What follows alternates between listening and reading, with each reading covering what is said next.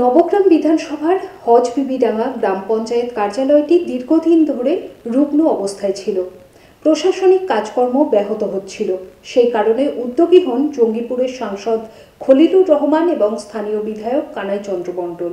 সাংসদ কোটা থেকে 14 লক্ষ টাকা ব্যয়ে পঞ্চায়েতে নতুন ভবনটির উদ্বোধন করলেন শনিবার নবগ্রামের বিধায়ক কানাই চন্দ্র মণ্ডল। মুখ্যমন্ত্রীর উদ্যোগে নবগ্রামে উন্নয়ন ধারাবাহিকভাবে হচ্ছে সে কথা জানিয়ে কানাই চন্দ্র মণ্ডল বলেন, এই নতুন ভবনটি নির্মাণের ফলে স্থানীয় মানুষজন, জনপ্রতিনিধি, প্রধান সকলেরই কাজ পরিচালনা করার সুবিধা হবে। কি বলেছেন নবগ্রামের বিধায়ক কানাই চন্দ্র মণ্ডল আমরা দেখব। হজবিবিডাঙ্গা গ্রাম পঞ্চায়েত একটা প্রত্যন্ত এলাকার একটা কার্যালয়, গ্রাম পঞ্চায়েত কার্যালয়। সেই কার্যালয়টা সেকালের তৈরি হয়েছিল এবং সেটা খুবই অস্বাস্থ্যকর অবস্থার মধ্যে দিয়ে ছিল, যেখানে পঞ্চায়েতের কাজকর্ম করা খুব কঠিন হতো। পঞ্চায়েতের মেম্বারদের বসা, জনসাধারণের বসার জায়গা ইত্যাদি সেখানে ছিল না, যার ফলে পঞ্চায়েতকে সুষ্ঠু পরিচালনার ক্ষেত্রে সমস্যা ছিল।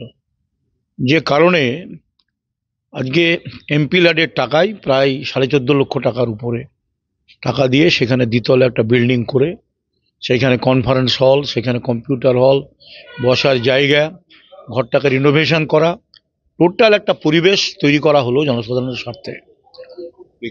আপনারা ইতিমধ্যে জানেন যে আজকে মামাটি মানুষের সরকারের জননেত্রী মুখ্যমন্ত্রীর অনুপ্রেরণায় আজকে পঞ্চায়েতে যেভাবে ডেভেলপ হচ্ছে, কাজকর্ম হচ্ছে, মানুষের সমাগম হচ্ছে, এবং সেই মানুষের জায়গা হিসাবে তারা একটা পরিবেশ চায়, স্বাস্থ্যকর একটা জায়গা চাই, যেখানে বসে তারা অন্তত তাদের সমস্যার কথা প্রধান বা তাদের মেম্বারকে তাদের জানাতে পারবে, প্রশাসনকে জানাতে পারবে।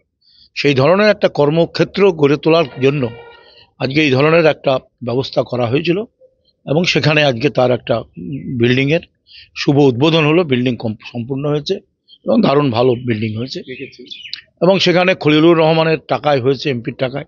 তিনি আসতে পারেননি, তিনি দিল্লি থেকে এসছেন সবেমাত্র এবং অন্য কাজে আটকে গেছেন, যে কারণে সেখানে আমি পঞ্চায়েত সমিতির সভাপতি, সহসভাপতি এবং আমাদের কর্মাধ্যক্ষা জেলা পরিষদের অজিফা বেগম, 3 জন জেলা পরিষদের মেম্বার আমাদের তারা ছিলেন এবং পঞ্চায়েতের যারা কর্মকর্তা ইত্যাদি ইত্যাদি, পঞ্চায়েত সমিতির কর্মাধ্যক্ষ সবাই সেখানে ছিলেন এবং সর্বোপরি একটা কর্মসূচি নিয়ে আজকে একটা বলা যেতে পারে স্বাস্থ্যকর এবং মানুষের কর্মক্ষেত্র হিসাবে আজকে এই সরকারের আজকে তার কর্মসূচি প্রকল্প রূপায়ণের একটা জায়গা হিসাবে এটা গড়ে উঠল।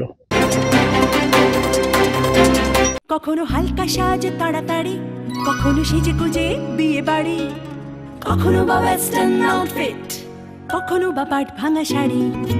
যখন যেমন সাজ গয়না তেমনি, কোনো অকেশনে কখনো জাস্ট এমনি। অঞ্জলি জুয়েলার্স, ঠিক যেমনটা চায় আজকের আধুনিক